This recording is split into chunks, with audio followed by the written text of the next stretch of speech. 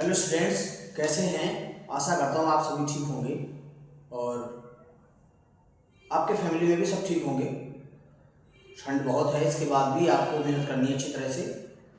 और जो लोग हमारे चैनल पर पहली बार आ रहे हैं वो हमारे channel physics bye Ramesh sir के द्वारा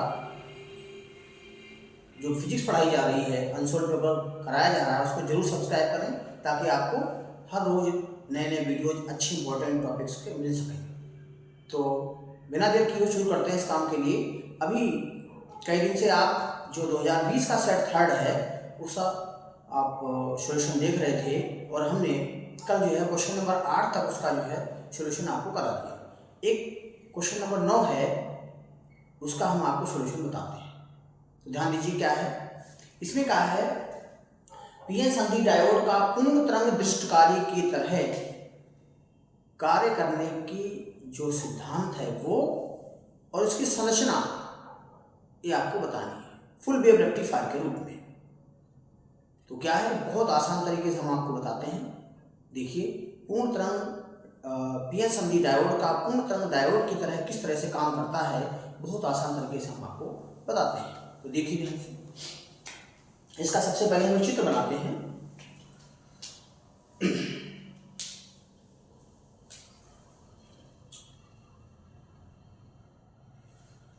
इसमें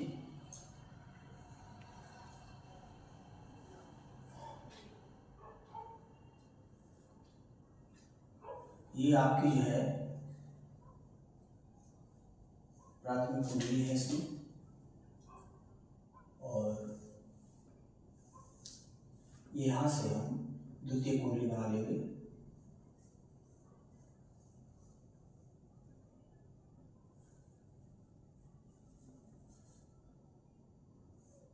इसका सिरा जो है यहाँ से एस, ये दूसरा सिरा हो जाएगा यहाँ से।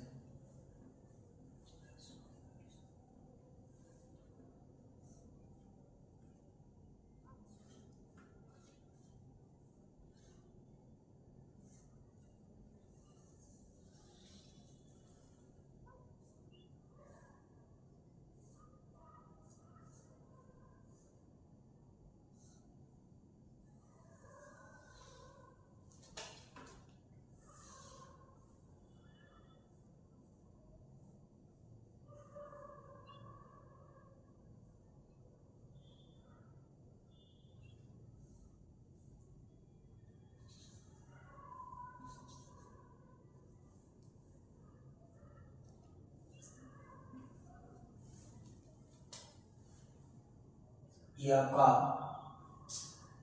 B1 डायोड है और ये आपका D2 डायोड है।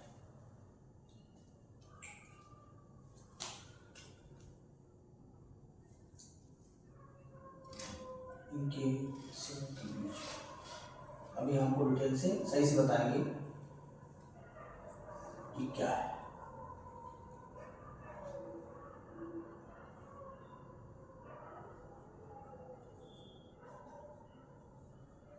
निर्गत वोल्टेज, ठीक है। तो इसमें क्या है, इसमें एक ट्रांसफार्मर होता है जिसकी दो कुंडली होती है, एक प्राथमिक कुंडली और एक आपका द्वितीय कुंडली। प्राथमिक कुंडली के सिरे आपके P1 P2 हैं और द्वितीय कुंडली के सिरे आपके S1 S2 हैं, ठीक है। कुंडली के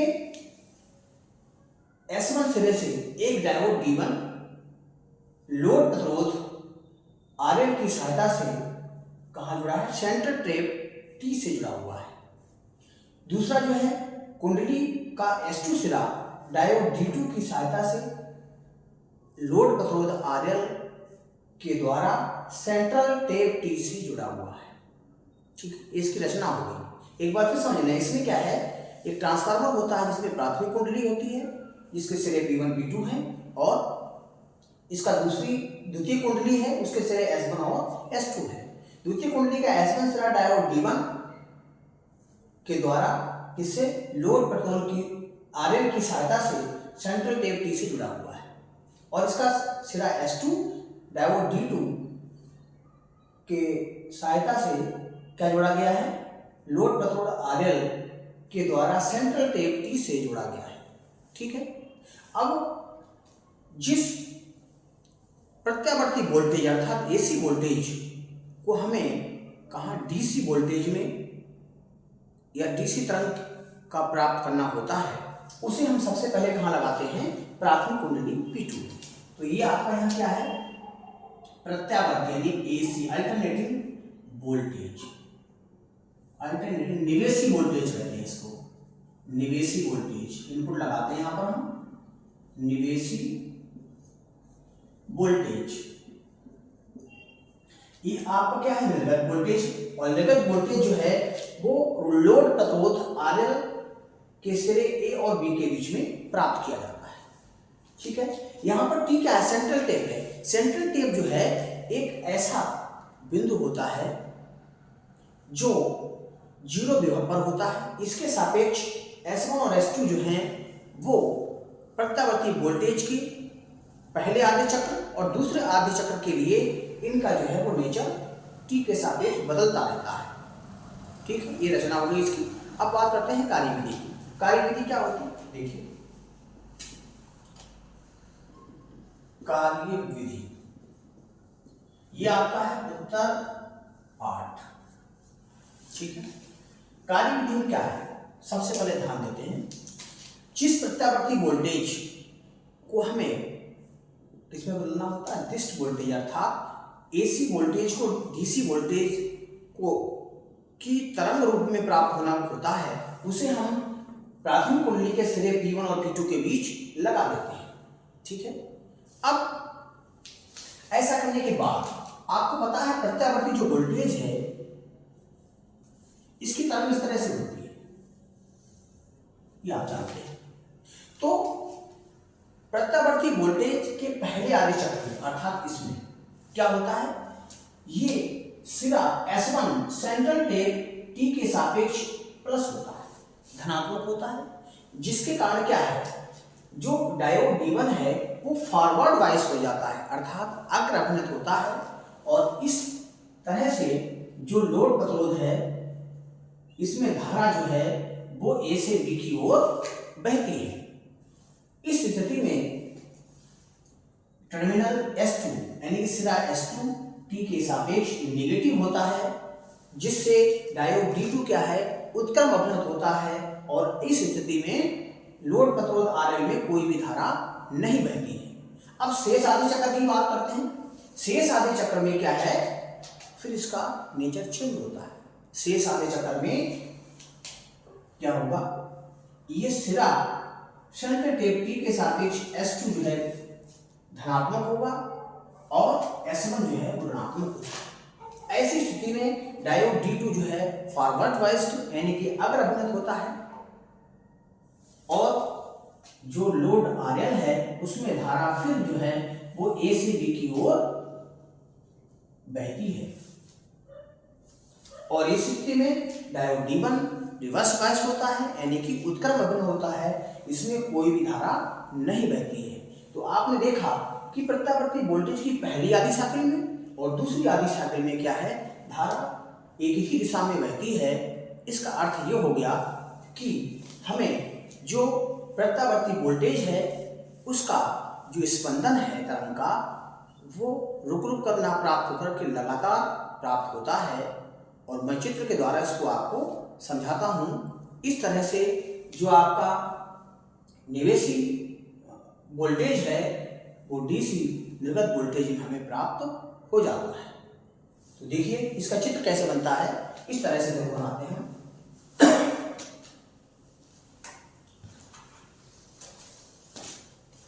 प्रत्यावर्ती वोल्टेज का हम आपको चित्र बना कर दिखाते हैं। इस तरह से ही होता है, बदलता कैसे है ये भी हम आपको बताएंगे। इधर आपका ये वोल्टेज की पहली आधी चक्र है,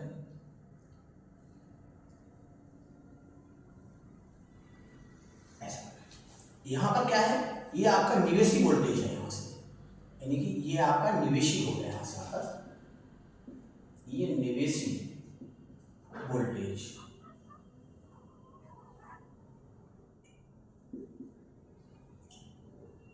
ये निवेशी वोल्टेज है आपका, और ये समय के साथ इसका ग्राफ खींचा जाता है। इधर आपका निर्गत वोल्टेज होगा, इसका ग्राफ भी कैसे बनेगा, पहले आधे चक्र में क्या है, इस तरह से प्राप्त होगा यहाँ से, ठीक है। ये नीचे वाला आधा चक्र ये भी ऐसे प्राप्त होगा। क्यों प्राप्त होगा, अभी आपने देखा कि जो धारा है वो एक ही दिशा में प्राप्त होती है। तो इस तरह से ये स्पंदन हमें जो है वो लगातार प्राप्त हो जाते हैं, अर्थात पूर्ण तरंग जो है प्रत्यावर्ती वोल्टेज की हमें इस तरह से दिष्ट वोल्टेज के रूप में प्राप्त हो जाती है। तो इस तरह से इसका ग्राफ हो गया। ये बहुत इंपॉर्टेंट है, इसके दो क्वेश्चन है कि हाफ वेव रेक्टिफायर है और एक फुल वेव रेक्टिफायर, ठीक है। फुल वेव रेक्टिफायर में करंट जो है दोनों डायोड से बहती है, और हाफ वेव रेक्टिफायर में केवल एक डायोड होता है, उसमें धारा जो है हमें एक ही दिशा में एक डायोड से प्राप्त होती है, यानी कि रुक रुक करके हमें वोल्टेज धारा मिलती है, जिससे हमें क्या है ग्राफ जो है रुक रुक करके प्राप्त होता है। तो दोनों आप इंपॉर्टेंट है बहुत, आप से कर लीजिए अच्छी तरह से, मोस्ट इंपॉर्टेंट, इस बार आने की पूरी उम्मीद है। तो अब इसमें एक न्यूमेरिकल भी दिया हुआ है, वो भी हम कर देते हैं। इसमें न्यूमेरिकल दिया हुआ प्रत्येक का दिए गए परिपथ में दर्शाए गए दोनों संधि डायोडों में प्रत्येक का अग्र अभिनत प्रतिरोध 50 ओम है तथा पश्च अभिनत प्रतिरोध जो है अनंत है। 200 ओम प्रतिरोध में प्रवाहित धारा का मान ज्ञात कीजिए। तो देखिए चित्र पहले बनाते हैं आपके लिए हम आसान सा। अब इसको हम मिटाएं।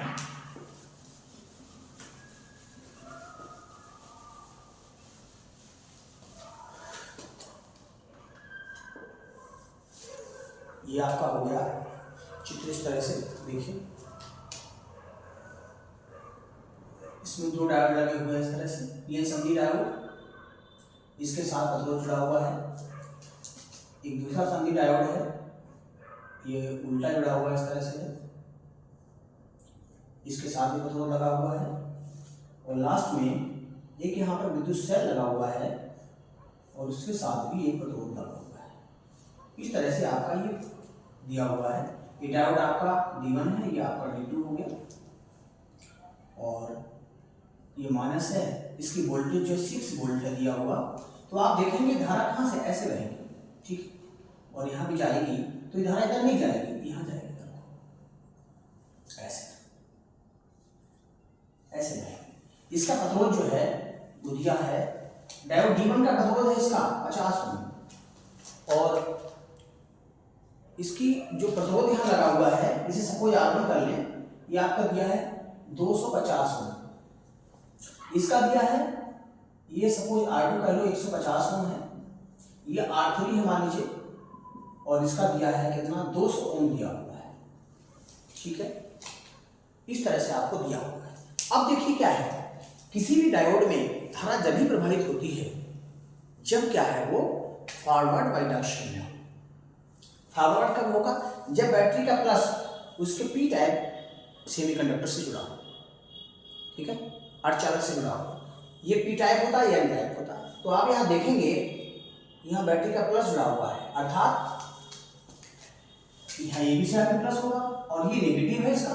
तो देखो क्या है, ये रिवर्स डायरेक्शन में हो गया, अर्थात डायोड D2 जो है आपका काम नहीं करेगा। ये क्या है आपका डायोड, ये डायोड आपका जो है वो फॉरवर्ड डायरेक्शन में है, क्योंकि इसका पी टाइप टर्मिनल जो है बैटरी के प्लस से जुड़ा हुआ है, इसलिए धारा क्या होगी इस डायोड से होकर के बहेगी, जितने भी प्रतिरोध आपके दिए हुए हैं। तो ये तो हो गया आपका बेकार, इतना भाग ही बेकार हो गया। तो ये जो बचे हुए हैं ये देखिए आप, R1 जो है R3 के साथ श्रेणी क्रम में जुड़ा हुआ है। तो पहले क्या करेंगे, हम इसका तुल्य प्रतिरोध निकालेंगे, और तुल्य प्रतिरोध निकालने के बाद हम क्या करेंगे, इसकी जो धारा निकल सकती है। जो टोटल धारा जो श्रेणी में हो गई, श्रेणी क्रम में आपको पता है धारा सब में समान होती है।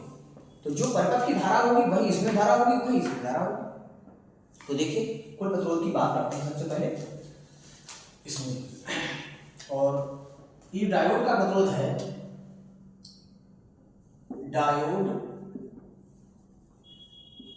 का प्रतिरोध,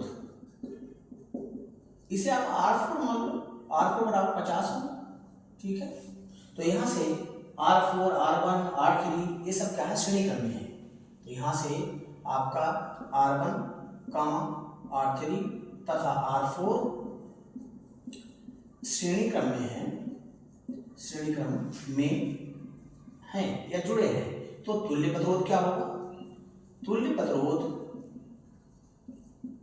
R बराबर हो जाएगा R1 plus R3 plus R4, इनको जोड़ लीजिए। तो ये हो गया आपका R1 का मान है 250, R3 आपका 200 हो गया और ये 50 हो गया। तो इस तरह से ये क्या हो गया आपका 500 हो गया, 500 ओम जो है। और वोल्टेज आपको दिया हुआ V बराबर 6 वोल्ट। तो कुल धारा I बराबर क्या हो गया, I बराबर V अपान R। ठीक, V का मान 6 अपान में R का मतलब हो गया 500। ठीक, तो क्या करेंगे आप, इसमें हम भाग दे दो इसे, तो इसमें पॉइंट में आ जाएगा। या तो ऐसा करो, ये 600 गुणा 10 की घात माइनस 2 कर लो और बटे में 500 कर लो। ठीक है, जब 2 जीरो इधर से ले लोगे तो घात माइनस की 2 आगे बढ़ जाएगी आपकी, इसे से काट दो, 5 से भाग दे दीजिए। तो ये 1.2 गुणा 10 की घात माइनस 2 एम्पियर। इस तरह से ये धारा आपकी आ गई। यही धारा क्या होगी 200 ओम में भी है। तो 200 ओम में धारा V 1.2 गुणा 10 की घात माइनस 2 एम्पियर होगी, क्योंकि ये श्रेणी क्रम में है। ठीक है, आज ये सेट आपका समाप्त होता है और कल हम आपको कम से कम 2 वीडियो और डालेंगे जो आपके लिए बहुत इंपॉर्टेंट होंगे। इसको आप जरूर तैयार कर लें। आज के लिए इतना ही, थैंक यू।